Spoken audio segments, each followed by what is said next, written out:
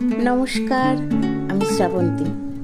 আমার শ্রোতা বন্ধুরা সবাই আশা করি খুব ভালো আছো। আজকের এই ঝড় বৃষ্টির আবহাওয়ায় তোমাদের সান্ধ্যকালীন চায়ের আড্ডার সাথী হোক আমার আজকের নিবেদন। আজ তোমাদের একটি রহস্যে ঘেরা গল্প আমি পাঠ করে শোনাবো। তাহলে চলো দেরি না করে শুনে ফেলা যাক আমাদের আজকের গল্প। আমাদের আজকের গল্পের নাম ডার্টমুরের বাংলো। সকাল 9টায় রকেট পৌঁছলো শিলিগুড়ি বাস টার্মিনাসে। কণিকা নেমে এলো ব্যাগ আর সুটকেস নিয়ে। রাত্রে ঠান্ডা লাগছিল বলে জিন্সের উপর পুলোভারটা পরে নিয়েছিল। কলকাতায় জানুয়ারি মাসেও তেমন ঠান্ডা পড়ে না। মাঝরাতে মুর্শিদাবাদ ছাড়িয়ে মালদায় আস্তে আস্তে টের পাচ্ছিল ঠান্ডাটা কাঁপিয়ে দিচ্ছে একেবারে। চলন্ত বাসের জানলা দরজার ফাঁক ফোকর দিয়ে ঢুকে আসা শীত হাওয়া তীরের মতো বিঁধছিল। উলের স্কার্ফটা শুদ্ধ জড়িয়ে নিয়েছিল মাথার উপর দিয়ে। এখন এই রোদ্দুরে উঠে আসা সকালে বেশ গরম লাগছে। পুলোভারটাও মনে হচ্ছে খুলে ফেলতে পারলে ভালো হতো। একাই এসেছে কণিকা। ওর বন্ধু কাবেরীরও আসার কথা ছিল। সে হঠাৎ অসুস্থ হয়ে পড়ায় ওকে একাই আসতে হয়েছে। একটা এনজিওতে চাকরি করে কণিকা। নকশালবাড়ির আশেপাশের কয়েকটা গ্রাম নিয়ে একটা নতুন প্রজেক্ট করার কথা তাদের। তারই একটা প্রাথমিক সার্ভে করতে এসেছে সে। এখন আপাতত একটা হোটেলের খোঁজ করতে হবে। বেশ খিদে পেয়ে গেছে। বাস টার্মিনাসে একটা ভালো হোটেল আছে শুনেছিল দীপাঞ্জনের কাছে। গোটা উত্তরবঙ্গটা দীপাঞ্জনের হাতের তালুর মতো চেনা। ওর বাবা ফরেস্ট ডিপার্টমেন্টের রেঞ্জ অফিসার ছিলেন। সেই সূত্রে উত্তরবঙ্গ অঞ্চলে বহুদিন কাটিয়েছে ওরা। এই প্রজেক্টের পরিকল্পনাও দীপাঞ্জনেরই করা। দীপাঞ্জন বলেছিল মাসখানেক বাদে সে, কাবেরী আর কণিকা তিনজন একসঙ্গে আসবে। কিন্তু গত সপ্তাহে অস্ট্রেলিয়ায় তাদের হেড অফিস থেকে খবর পাঠিয়েছে এ মাসেই সার্ভে রিপোর্টটা চাই। তা না পেলে এপ্রিল থেকে কাজ শুরু করা যাবে না। কাজেই কাবেরী আর কণিকা দুজনের আসা ঠিক হয়। স্থানীয় গ্রাম পঞ্চায়েতের অফিসেও সেইভাবেই খবর দেওয়া আছে। কিন্তু শেষ মুহূর্তে কাবেরী অসুস্থ হয়ে পড়ল। অন্য কেউ হলে এক্ষেত্রে ট্যুরটা বাতিল করে দিত। কিন্তু কণিকা একটু ডাকাবুকো ধরনের মেয়ে। বেশ অল্প বয়স থেকেই সর্বত্র একা যাতায়াতে অভ্যস্ত। বরাবর হোস্টেলে থেকে মানুষ। কণিকার বাবা মা থাকেন দিল্লিতে। এখন কলকাতার একটা লেডিস হোস্টেলে সে আর কাবেরী থাকে। কাবেরী ওকে একা আসতে বারণ করেছিল, যদিও সে জানে কণিকা তার কথা শুনে চলবার পাত্রী নয়। সে যখন ঠিক করেছে একাই সার্ভেটা করে আসবে, তখন ওকে আটকানো যাবে না। কণিকার মনে হলো কাবেরীকে একটা ফোন করে নিতে হবে, তারপর হোটেলের সন্ধান। টার্মিনাসের হোটেলটা বেশ ভালো। খিদেও পেয়েছিল খুব। ভরপেট মাছ ভাত খেয়ে নিল সে। বিল দিতে গিয়ে ম্যানেজারকে জিজ্ঞাসা করলো, আচ্ছা বলতে পারেন এখান থেকে নকশালবাড়ি যাওয়ার বাস কখন পাওয়া যাবে? এখন 11টা বাজে, আধ ঘন্টার মধ্যেই পেয়ে যাবেন। সামনের টেবিলে রাখা ভাজা মশলার প্লেট থেকে একটুখানি মশলা তুলে নিয়ে মুখে দিয়ে কণিকা ব্যাগ আর সুটকেস নিয়ে বেরিয়ে এলো। এগুলো বাস স্ট্যান্ডের দিকে। বাস স্ট্যান্ডটা বেশ ঘিঞ্জি।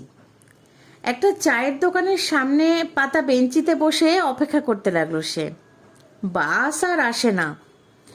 অবশেষে বাস এলো আধ ঘন্টার জায়গায় সেই 1.5 ঘন্টা পরে। লোকাল বাস, মোটামুটি ভিড়। তার মধ্যেই একটা জায়গা পেয়ে গেল সে। বাসে প্রায় 2.5 ঘন্টা লাগার কথা।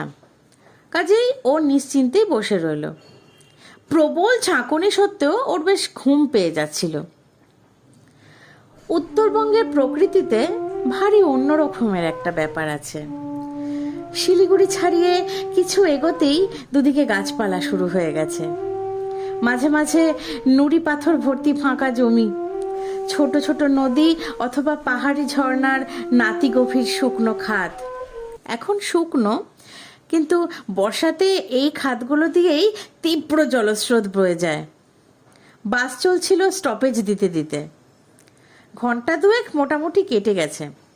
কন্ট্রাক্টরকে জিজ্ঞাসা করলো কণিকা, আর কতক্ষণ লাগবে? কন্ট্রাক্টর বলল, আরো আধ ঘন্টা মতো। এমন সময় রাস্তার ধারে একটা চার্চ চোখে পড়ল কণিকার। বাসটা চার্চ ছাড়িয়ে একটু দূরে এসে হঠাৎ থেমে গেল। কাছে একটা ছোট্ট নদী, নদী না বলে নালা বলাই ভালো। অ্যাসিস্ট্যান্ট ছেলেটি যে এতক্ষণ বাসের দরজায় দাঁড়িয়ে হাঁকছিল, সে একটা টিন হাতে ছুটল জল আনতে। কণিকা বাস থেকে নেমে এলো। কন্ট্রাক্টর দেখে বলে উঠল, দিদি, ব্যাগ রেখে নামবেন না। কণিকা অগত্যা ব্যাগ ট্যাগ নিয়েই নেমে এলো।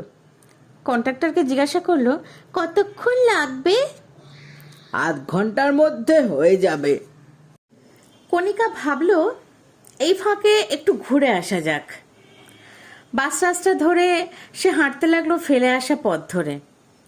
বাসের জানালা থেকে দেখা চার্চটা তাকে টানছে যেন। ছোট সাদা রঙের নেহাতি সাদা মাটা চার্চ। রাস্তা থেকে একটু ভেতরে, পাঁচিল দিয়ে ঘেরা। পাঁচিলের পাশ দিয়ে এক সার সুপুরি গাছ।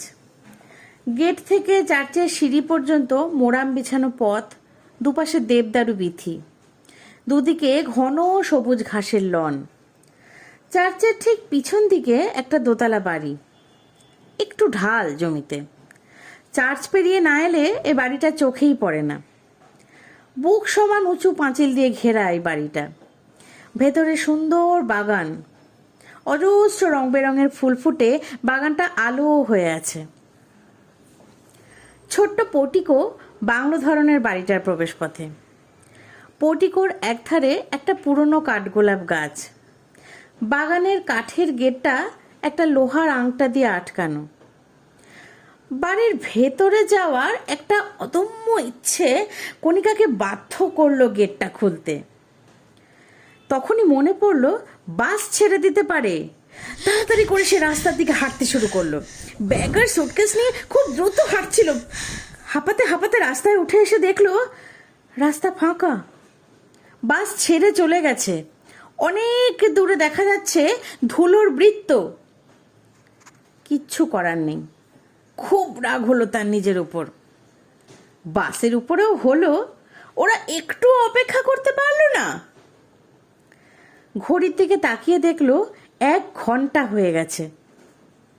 তার মানে ওরা নিশ্চয়ই অনেকক্ষণ অপেক্ষা করে বাস ছেড়ে দিয়েছে। আসলে ফাঁকা চারছলের মধ্যে ঢুকে ও এত মগ্ন হয়ে গিয়েছিল, সময়ের হিসেবই ছিল না। তার উপর পিছনের বাড়িটা দেখতে গিয়েও অনেকটা সময় চলে গেছে। এখন কি করা যায়? হতাশ হয়ে রাস্তার ধারে বসে পড়ল কণিকা। এদিক ওদিক একবার ভালো করে দেখলো।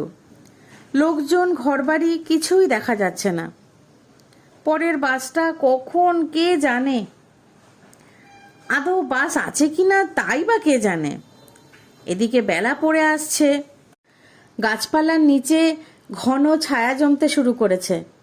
অগত্যা সে লাগেজ উঠিয়ে নিয়ে চার্চের দিকে রওনা হলো। দেখা যাক বাংলো বাড়িটায় কেউ আছে কিনা। মনে হয় চার্চের ফাদার পরিবার নিয়ে সেখানে বাস করেন। কাঠের গেট খুলে ভেতরে গিয়ে সে দরজায় নক করলো। নক করার মিনিট খানেকের মধ্যেই দরজাটা খুলে গেল। কণিকা দেখল সামনে দাঁড়িয়ে মাঝবয়সী এক ইউরোপীয় মহিলা। 5.5 ফুটের উপর হাইট, শক্তপোক্ত গড়ন, হাসি ভরা মুখ। বেশ ঝরঝরে বাংলায় বলে উঠলেন, আপনি কোথা থেকে আসছেন? কণিকা বলে উঠল, দেখুন, আমি কলকাতা থেকে আসছি।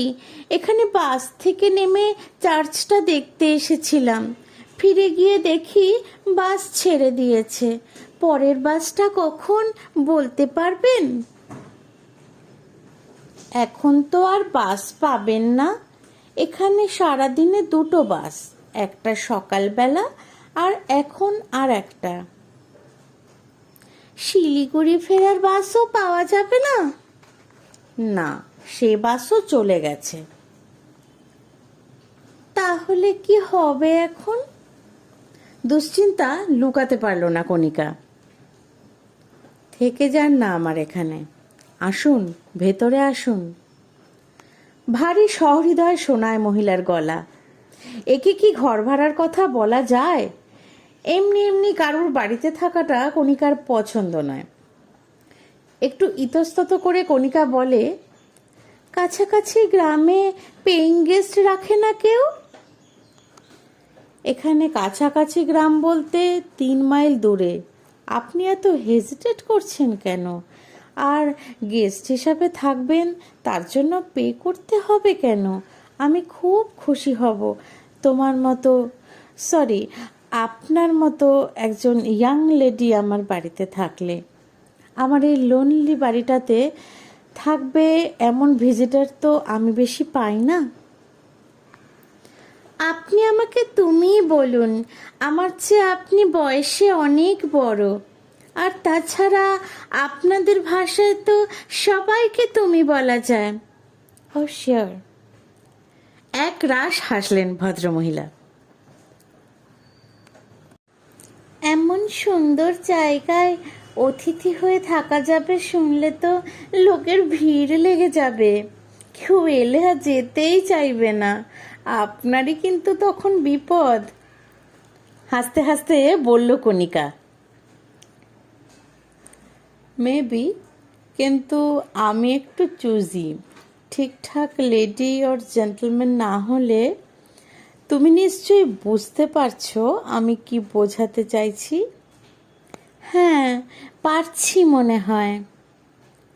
তবে আমি সব সময় সব কিছু রেডি করে রাখি, যাতে করে কোনো গেস্ট হঠাৎ করে এসে গেলে অসুবিধায় না পড়তে হয়। এসো।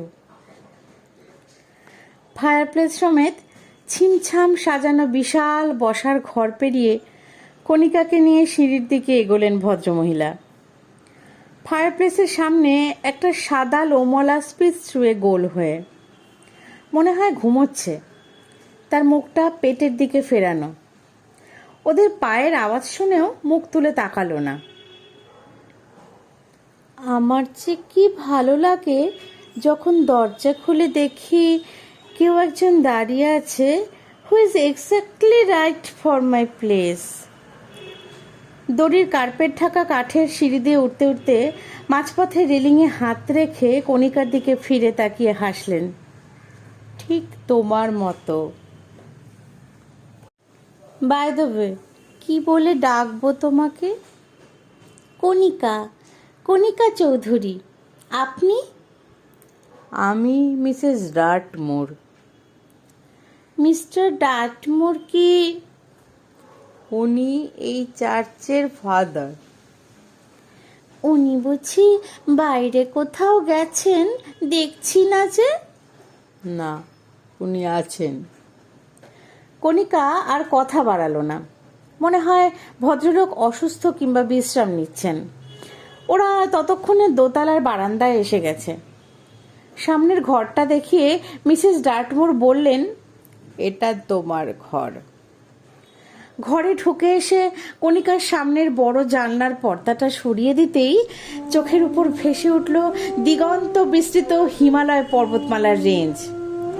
সবুজ নীল পাহাড়ের সার স্তরে স্তরে উঠে গিয়ে মিশে গেছে পাহাড়ের গায়ে। পাহাড়ের মাথায় সাদা বরফের চূড়ো। শেষ বিকেলের কমলা রোদ পড়ে পাহাড়ি প্রকৃতি অপরূপ বর্ণময় হয়ে উঠেছে। কেমন, ভালো লাগছে? পছন্দ হয়েছে তো? ভীষণ ভালো লাগছে। মিসেস ডার্টমোরের হাসিমরা মুখের দিকে তাকিয়ে বলল কণিকা। এমন সময় এক ঝলক গন্ধ ওর নাকে এলো। ভীষণ চেনা কোনো গন্ধ, অথচ ঠিক শনাক্ত করতে পারল না। গন্ধটা একটু সোঁদা সোঁদা, বাসি ফলের গন্ধ বা নতুন চামড়ার, কিংবা হসপিটালে যে গন্ধটা ছড়িয়ে থাকে। কোথায় যে গন্ধটা পেয়েছে ঠিক বুঝে উঠতে। মিসেস ডার্টমোর বলে উঠলেন, নিশ্চয়ই এখন তুমি বাথরুমে যাবে, ফ্রেশ হয়ে পোশাক চেঞ্জ করে নিচে এসো প্লিজ, আমরা একসঙ্গে চা খাবো। তোমার নামটা গেস্ট লিস্টে এন্ট্রি করে দিও। খাতাটা অর্গানের উপর রাখা আছে, পরে নামটা যদি ভুলে যাই। মিসেস ডার্টমোর ব্যস্ত ভঙ্গিতে নিচে নেমে গেলেন। কণিকা ক্রমেই ভদ্রমহিলার ব্যক্তিত্বের মায়ায় বশীভূত হয়ে পড়ছিল। অনুভব করছিল ওর অদ্ভুত আকর্ষণী ব্যক্তিত্ব আছে, অন্য ধরনের। একটু পরে গরম জলে স্নান করে ধোয়া জামা কাপড় পরে ঘর থেকে বেরিয়ে এলো কণিকা। ওপাশের ঘরগুলো বন্ধ। সিঁড়ি দিয়ে নিচে নেমে এলো সে। হলঘরে এসে দেখলো ফায়ারপ্লেসের সামনে পিস্তা তেমনি কুণ্ডলি পাকিয়েই শুয়ে আছে। হলঘরের একদিকে একটা পুরনো অর্গান, তার উপর একটা খয়েরি রঙের বাঁধানো খাতা, কভারে সোনালি অক্ষরে লেখা গেস্ট লিস্ট। ও খাতাটা খুলে দেখলো প্রথম পাতায় দুটো নাম, অনিরুদ্ধ চোপড়া দিল্লি আর ক্যাথরিন স্পেন্সার কানাডা। আচমকা তার মনে হলো অনিরুদ্ধ চোপড়া নামটা খুব শোনা লাগছে। এর আগে কোথায় নামটা সে শুনেছে? বাবার কোনো অফিসের কলিগের ছেলে, মায়ের বন্ধুর ছেলে, নাকি কাবেরী অথবা দীপাঞ্জনের অজস্র বন্ধুদের মধ্যে কেউ? না, তাদের কেউ বলে মনে হচ্ছে না। ও আরও একবার খাতার দিকে তাকালো। Aniruddha Chopra, Corn Place, Delhi, Catherine Spencer, East Dale Avenue, Toronto, Ontario, Canada. সত্যি বলতে কি, দ্বিতীয় নামটা অত চেনা চেনা মনে হচ্ছে না, প্রথম নামটার ক্ষেত্রে যেমন হচ্ছে। অনিরুদ্ধ চোপড়া, ক্যাথরিন স্পেন্সার, সে বেশ জোরেই বলে উঠল নাম দুটো। ছেলেটি আর মেয়েটি দুজনেই ভারী চমৎকার। চমকে গিয়ে ফিরে তাকিয়ে দেখলো মিসেস ডার্টমোর ঘরে ঢুকছেন। একটা বিরাট বড় ট্রে তার দুহাতে ধরা, তাতে চায়ের পট, কাপ, ডিশ আর কেক পেস্ট্রি। ওকে বললেন, এসো কণিকা, খেয়ে নাও। কণিকার হাতে তখনও খাতাটা। ও বলে উঠল, নামগুলো আমার খুব চেনা চেনা লাগছে। তাই নাকি? ইন্টারেস্টিং। আই এম শিওর এই নামগুলো আগে কোথাও দেখেছি, হতে পারে খবরের কাগজে। এমনিতে খুব একটা বিখ্যাত ব্যক্তি এরা তো কেউ নয়, যেমন ক্রিকেটার, ফুটবলার, সিনেমা কিংবা টিভি স্টার, তাই না? আমি কি ঠিক বলছি? বিখ্যাত মানে ফেমাস? না না, এরা কেউ ফেমাস পার্সন ছিল না, কিন্তু এদের দুজনকেই ভারী চমৎকার দেখতে ছিল। লম্বা, সুন্দর, proportionate figure, my dear type, একেবারে তোমার মতো। আর একবার কণিকা খাতাটার দিকে তাকালো। হ্যাঁ, দেখুন লাস্ট এন্ট্রিটা। নামের এন্ট্রিটা 2 বছরের পুরনো। তাই নাকি? হ্যাঁ, আর লাস্ট এন্ট্রির আগে অনিরুদ্ধ চোপড়া এসেছে তারও 1 বছর আগে, অর্থাৎ প্রায় 3 বছর আগে। তা হবে, আমি এভাবে ভেবে দেখিনি। কিভাবে সময়গুলো আমাদের কাছ থেকে চলে যায়, তাই না? কণিকার মন থেকে কেন জানি না খটকাটা কিছুতেই যাচ্ছিল না। ও জিজ্ঞাসা করলো আবার, মিসেস ডার্টমোর, আপনি কি জানেন এদের ব্যাপারে কিছু? না মাই ডিয়ার, আর আমি কিছু জানি না। আসলে কি জানেন তো, ক্যাথরিন স্পেন্সার আর অনিরুদ্ধ চোপড়া নাম দুটো যে এখন আলাদা আলাদা করে মনে পড়ছে তা নয়, দুটো নামের মধ্যে একটা কোনো কানেকশন আছে। কোথায় এবং কেন সেটাই শুধু মনে করতে পারছি না। এদের দুজনেরই একটা কমন কোনো ব্যাপারে দুজনে জড়িত, যেমন ধরুন বর্গার ম্যাকেনরো, চার্চিল আর রুজভেল্ট, তেমনি। মিসেস ডার্টমোর ততক্ষণে সোফার সামনে নিচু টেবিলে চা আর জলখাবার সাজিয়ে ফেলেছেন। ডেকে বললেন, এখন চা খেয়ে নাও কণিকা, ভালো লাগবে, তুমি ক্লান্ত। কণিকা কিন্তু কিছুতেই ব্যাপারটা মাথা থেকে সরিয়ে ফেলতে পারছিল না। বলল, আমি এখন পুরোপুরি নিশ্চিত যে এদের নাম আমি নিউজ পেপারে দেখেছি। বেশ অসহনীয় লাগছিল কণিকার। একটা জিনিস যা কিনা তার জানা, অথচ কিছুতেই মনে পড়ছে না। তোমার চায়ে দুধ দেব? চিনি ক চামচ? 1 চামচ। হঠাৎই ওর মনে পড়ল অনিরুদ্ধ চোপড়া ছিল জওহরলাল নেহেরু ইউনিভার্সিটির তরুণ গবেষক, বোটানির। গবেষণার কাজে তিনি উত্তরবঙ্গে এসেছিলেন। তারপর হঠাৎ একদিন উধাও হয়ে গেছিলেন। নামটা সে কাগজেই দেখেছে। ও তখন দিল্লিতে ছিল। সোফায় ঠিক তার পাশে বসে মিসেস ডার্টমোর চা তৈরি করছেন। তার শক্ত সমর্থ লম্বা লম্বা আঙুলগুলো অদ্ভুত ক্ষিপ্রতায় নড়াচড়া করছে। কণিকার হাতে চায়ের কাপ তুলে দিয়ে ভদ্রমহিলা বললেন, অনিরুদ্ধ চোপড়া চা খেতে খুব ভালোবাসত। একসঙ্গে প্রায় 4-5 কাপ চা খেয়ে নিত। চায়ে চুমুক দিয়ে কণিকা বলে উঠল, আচ্ছা, অনিরুদ্ধ চোপড়া এখান থেকে কবে চলে গিয়েছিল মনে আছে আপনার? যায়নি তো, ক্যাথরিনও যায়নি। ওরা দুজনেই আছে তোমার ঠিক পাশের ঘর দুটোতে। কণিকা একটু অবাক চোখে মিসেস ডার্টমোরের দিকে তাকালো। তিনি ওর দিকে তাকিয়ে হাসলেন। তারপর একটু ঝুঁকে পিঠে আলতো চাপড় দিয়ে বলে উঠলেন, তোমারও এখানে থাকতে ভালো লাগবে, আর তুমি থাকলে আমারও ভালো লাগবে, তাই না? তখনই কণিকা আবার সেই গন্ধটা পেল, অদ্ভুত সোঁদা সোঁদা গন্ধ। নতুন চামড়ায় কিংবা হসপিটালের করিডোরে যে গন্ধটা পাওয়া যায়, সেই গন্ধটা। গন্ধটা ভদ্রমহিলার শরীর থেকে আসছে। এতক্ষণে বুঝতে পারল কণিকা। চা খাও, তারপর বিশ্রাম নেবে। আমরা একসঙ্গে তারপরে ডিনার করব।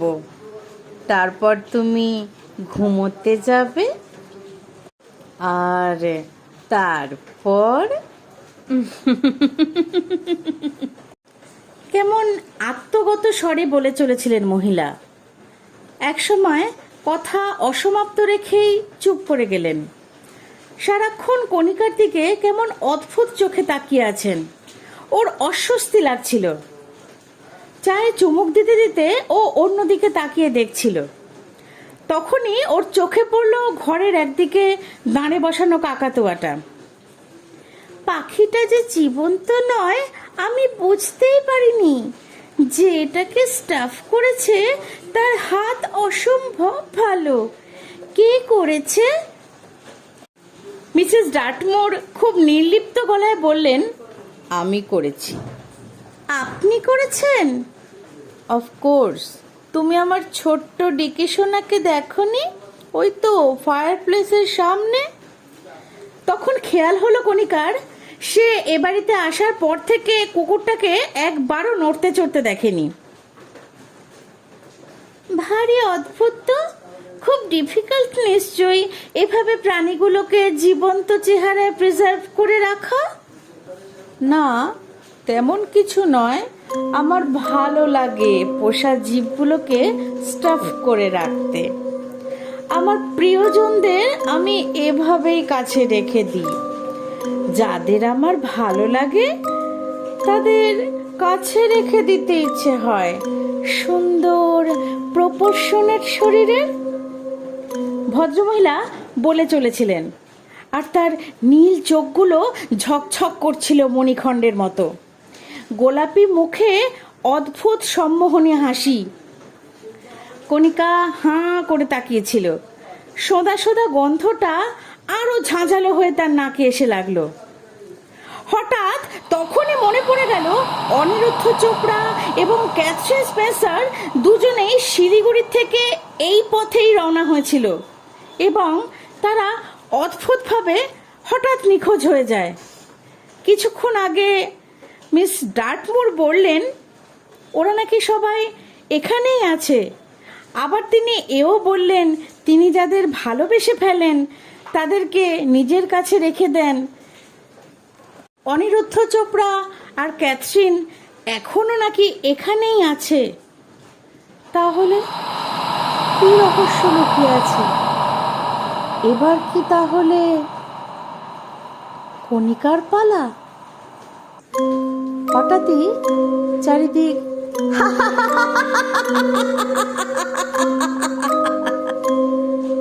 অদ্ভুত হাসিতে ঘরটা ভরে উঠল। জানো তো, পাহাড়ে ঘুরতে যেতে আমিও ভীষণ ভালোবাসি, কিন্তু কণিকার কথা ভাবলেই ভয় কেমন হাত পা ঠান্ডা হয়ে আসছে আমার। তোমাদের কেমন লাগলো? আজকে কণিকার জায়গায় যদি তোমরা থাকতে তোমাদের কেমন লাগতো আমাকে প্লিজ তোমরা কমেন্ট করে জানিও। আর যদি আমার চ্যানেলটিকে তোমার ভালো লাগে তাহলে প্লিজ লাইক শেয়ার কমেন্ট করে আমার পাশে থেকো। এবং তোমাদের সবার কাছে আমার অনুরোধ রইল বং বাংলা ন্যারেটিভসকে সাবস্ক্রাইব করে আর বেল আইকনটি প্রেস করে আমার পাশে থেকো। তোমাদের সবার জন্য আমার অনেক ভালোবাসা রইল। দেখা হবে আবার পরের দিন। আজকের মতো এটুকুই। ধন্যবাদ।